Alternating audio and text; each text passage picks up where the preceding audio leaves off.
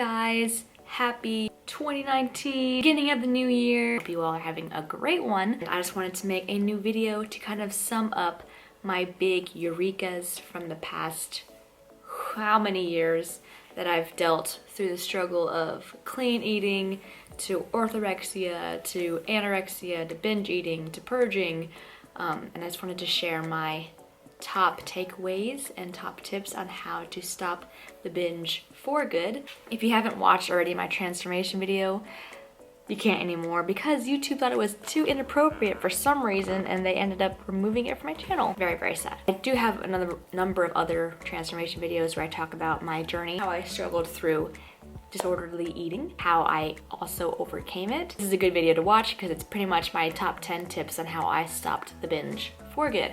So let's just go right into it and get started. Number 1, stop the overall restriction of food. Restriction, especially for me and for a lot of people, is usually what leads you to this spiral of losing control. This eat, repent, repeat cycle where we go on a strict restrictive diet because we want to get to whatever goals we have. We slip up just a little bit, we binge eat, and then we want control again, so we restrict again, and then it keeps this loop going on. That is the restrictive eating, binge eating cycle. And stop having off-limit foods, stop having foods tempt you by putting them off limits, and just start with a balanced diet where you have nutritious foods and your not so nutritious foods. You have your broccoli, but you also have your cookies, and you also have your brownies, and you have your cakes and your salads and everything you can have. Don't restrict anything. Number 2, eat more to binge less. Sounds strange, right? Like, why do you want to eat more if that's the problem, that you're eating too much? I found that for me sometimes, again, on this restrictive diet, I would eat very little throughout the day because I wanted to be on my diet and hit my goals. But at night, I was so ravenous hungry that I would raid the whole kitchen, raid the fridge, the pantries, everything, because I was starving myself for the majority of the day. Don't do that. Make sure you're full, make sure you're fed throughout the day so you're not having these intense hunger cravings that lead you into binge eating. 3, along with that, a treat a day keeps the binges at bay. Pretty much, and summing up what I said in the first 2 points, make sure you're not restricting yourself for anything. Make sure you're allowing yourself these foods that you are craving and wanting, because when you start letting yourself have them, the less you crave them, the less tempting they are to you. I swear to you. It sounds like it's not going to work, but it does. The more you let yourself have something, the more you're like, oh, actually, I don't need that Oreo. I don't need another cookie. I'm fine. Make sure you allow yourself to have the foods that you're craving. Number 4, stop the habit of binge eating itself. Go to the fridge or the pantry, or when you get on the phone to order 5 more pizzas. Are you doing it because you're actually hungry, or because you're just used to autopilot where you're like, okay, I just want more food, I'm gonna get more food, doesn't matter. When you're alone or you're sad or you're feeling empty or something triggers you, it's your automatic reaction to go eat. That's the habit. The easiest thing to resort to. It's the easiest thing to do because you're so used to doing it and it's so readily available to you. But habits are not forever. Habits can be broken, new habits can be built in the future in another situation where you know it's gonna lead to a binge, or you find a trigger that you know is gonna lead to a binge. Change the reaction. So instead of going to the kitchen to get more food, change it. Go to your bedroom and listen to music. Go call a friend or family member. Go outside. Do something else. Once you do that enough, you're starting to replace that habit with a new habit. Break off the neural pathways that are constantly going to binge. You're continuously stopping it and doing another habit, right? So you're cutting off that pathway to create a new and better habit and break that old negative habit. It's gonna be hard, but you have to try your hardest to stop. If you do mess up and you still end up going to that habit, it's okay. You gotta forgive yourself and try again next time. Like, you can't beat yourself up, you can't self-guilt and make yourself feel bad about it, because then you're only negatively punishing yourself, and that's not a good reinforcer. Just say, like, you know, like, yes, I unfortunately went to that habit path again, but next time, you know, just keep trying your hardest to try and break off that habit. Number 5, if you know it's temptation, if you know it leads to binges, just keep it out of the house, throw it out. For me, it was the combination of bread, cottage cheese, and peanut butter, and I would like eat the whole loaf. I would eat everything in combination together. Well, for a while, I was like, I know these are bad foods for me. Not bad for my body, but bad for my mental health and bad to keep in the house. I would just stop buying it. No longer had it in the house, kept it out. Don't let it sit there as temptation for you. Don't sabotage yourself. Later on, you can obviously slowly reintroduce it back into your life and into your house so that you can work on that self-control. But for now, while you're in the healing phase, it's just best to keep it out of the house. 6, mindful, slow eating. Eat slowly and be aware of the foods and liquids that you're putting into your body. Make sure that you're eating every bite slowly, and make sure you're consciously thinking about what you're putting into your body. A lot of times when I went on one of my binges, it was just like mindless eating, right? You're just eating to eat. You're just filling in this void in you. If you really think about, okay, this is like my 15th cookie. How does it taste now? Is it still good? How do I feel about my body inside? How do I feel mentally? And once you start like taking those moments to pause and ask yourself those questions, you're like, okay, I think it's time to stop. Like, you are your own checkpoint. You are your own like stop sign. Just be aware of what you're doing and really slow yourself down and think how you're gonna feel after, how you feel now, and usually that helps you stop mid-binge.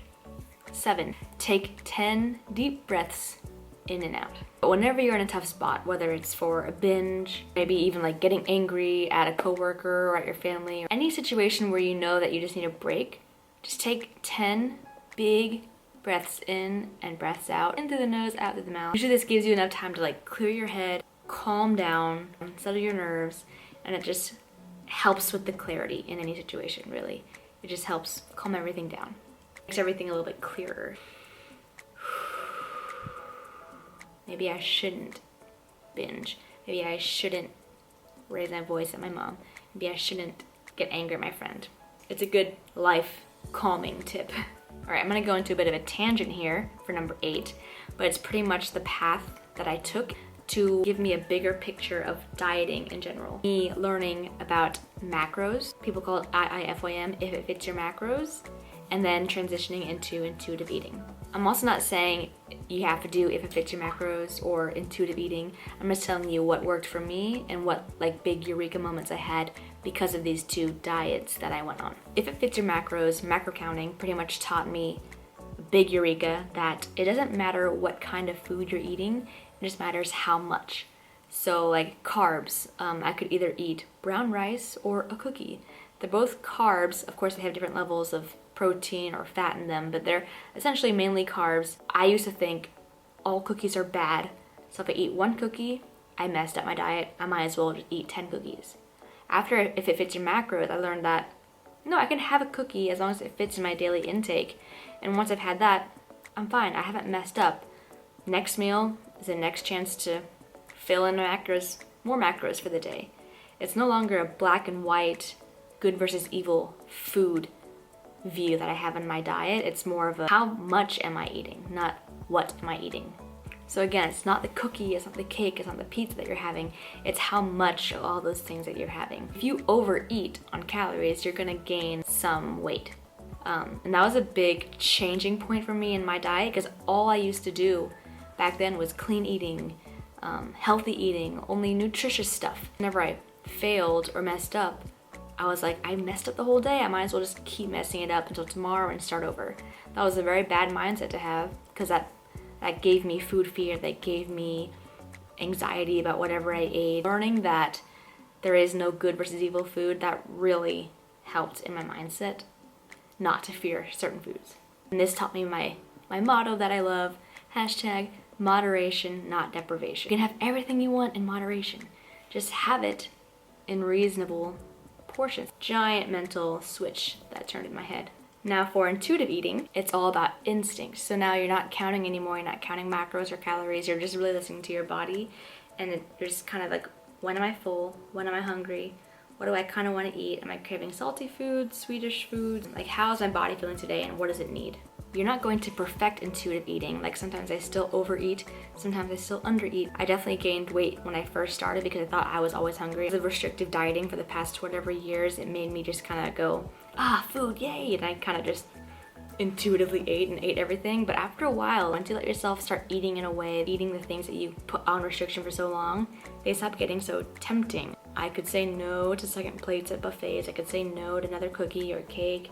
Once you let yourself freely eat and live, the less you start caring about it, I think the easier it comes.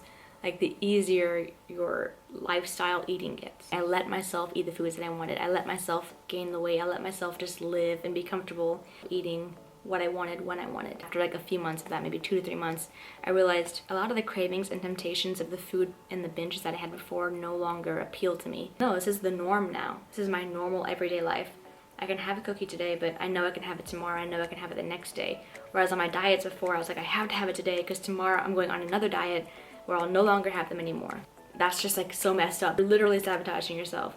Where you're like, okay, today eat it all because tomorrow no more. That's how I used to think and diet, and me in that spiraling loop of failure. So just let yourself intuitively eat what you want when you want, and it really does balance out in a few months. You may be doing it now, you may be starting the process and finding it so hard because you're still binging. Trust me, it will pass. They're not gonna seem so tempting and so controlling anymore after a few months. Number 9, be kind to yourself and find some support. No amount of self-guilt or bashing will ever be good for you. Would you tell your friends, your daughter or your son or your mom or your dad that they're failures, that they messed up in their goals? No. You tell them it's okay, it's a roadblock or it's a speed bump. You can still turn it all around in the next hour, in the next meal, in the next day. Don't be so hard on yourself. The negativity is never gonna help you grow. You have to start being positive to yourself, more self-love. Forgive yourself a little more. Don't put so much stress on yourself. Don't beat yourself up over any slip-ups or anything, because this could lead into another restrictive diet. This could lead into the cycle continuing. You have to be okay with messing up. You have to be okay with gaining weight. You have to be okay with not dieting. And then supports in general, just let your friends, your close friends know what's happening. Let your family know what's happening because they just want the best for you. They'll help you along the way. I know it's easy to just keep it all bottled in, but it's not the healthiest. You have to go talk to somebody and let them know so that they can help you out. It's always good to have people who love you, looking after you and helping you out. Quick outfit change, camera overheated. But number 10, last but not least, if you want to truly heal from this eating disorder, you need to be okay with gaining weight and stop dieting. If you keep having the idea where your body's not perfect or where you need to lose weight to be happy or get to a certain body fat or a certain number on the scale, you're always going to be wanting to diet in the back of your mind. It's so risky because you're going to constantly be on the edge of like, should I diet? Should I do this quick fat diet? Should I restrict? Should I whatever else? But to honestly heal, you have to accept your body as it is, love your body even if it's not whatever weight on the scale or whatever body fat or whatever circumference measurement, and love it for all that it is and what it provides to you and what it does for you, not just for what it looks like. You need time to heal. You need to become comfortable with food and social situations, and by giving yourself this time to truly love and appreciate your body for more than what it looks like, it's when food no longer controls you. You need to gain that control back that you had before you first started dieting. There must have been a time in your life when you could go out to a restaurant and have no food fear or anxiety, when you could eat pie and then get over it. All came before diets. That all came before social media influenced you on what your body should be like. That all came at a time at some point in your life, right? You have to try to get back to that time, back to when you had control over your body, over your mind, over food. On the road to recovery, yes, you're gonna gain weight. Yes, you're gonna feel uncomfortable for a bit. Your body's gonna get used to it. You're going to gain control again. You're gonna be able to say no to the things that tempted you so badly. And if you don't say no and you say yes, you're gonna be able to say yes and eat in moderate portion sizes and then be able to say, okay, you know what, I'm done. There is a point where it's going to get comfortable, where you're gonna get past it. It seems like you're never going to. When I first got on my road to recovery, I know the idea of going back to a diet, back to restriction was so easy, but I thought, no, stop. Breathe. Be mindful.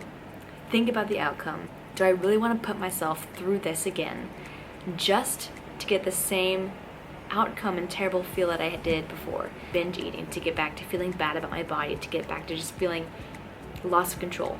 No. So I had to just stop the idea that diets were the answer, because they're never the answer. Take a break from your diets. Take a break from exercise for a bit. When I also went on my break, I didn't exercise and I didn't clean eat and I didn't do any of that for like months. I just like gave it all up so I could start from ground zero, so I could rebuild my body relationship without having like exercise in the mind, without having diets in the mind, and it helped. Once you get back into exercise, do it because you love it, not because you're making up for the food that you ate.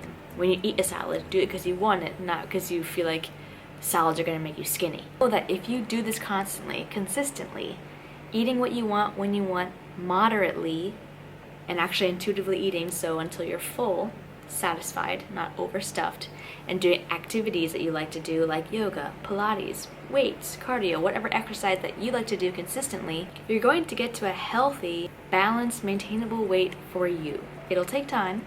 It's not one of those 2-week lose 20-pound diets. This is a lifestyle, maintainable, sustainable journey that you're on that's going to yield you the results of a body and lifestyle that you can maintain for the rest of your life. You're gonna have the leanest body or the strongest body or the fittest body, maybe not. You're gonna have a healthy body, a healthy mind, a healthy everything, because you are living a balanced lifestyle that you can actually maintain. I hope you guys enjoyed this Josie blabble.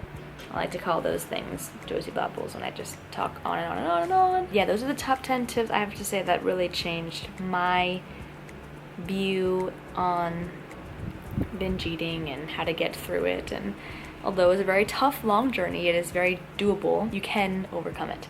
I promise you. Are there still days that I overeat? Yes. Are there still days that I eat too many cookies and cakes and pizza? Of course.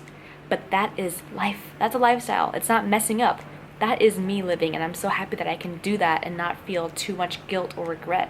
Because if I was on a diet, I'm like, shoot, I messed up and shame on me. No, because it's not a diet, it's my life. And my life involves everything that makes me happy. Delicious food, taking rest days, having active days, also eating avocados and salads. So it's everything combined. Like I wish the crazy diet mentality was just gone. It is getting bigger on social media to like love yourself more and to do less crazy diets, but just want to reiterate it to you guys that that's not always the best way. Please let me know if you like this by commenting below or hitting that like button or share button on my tips to stopping the binge, and let me know what other videos you want to see in the future. Thanks for watching. Bye.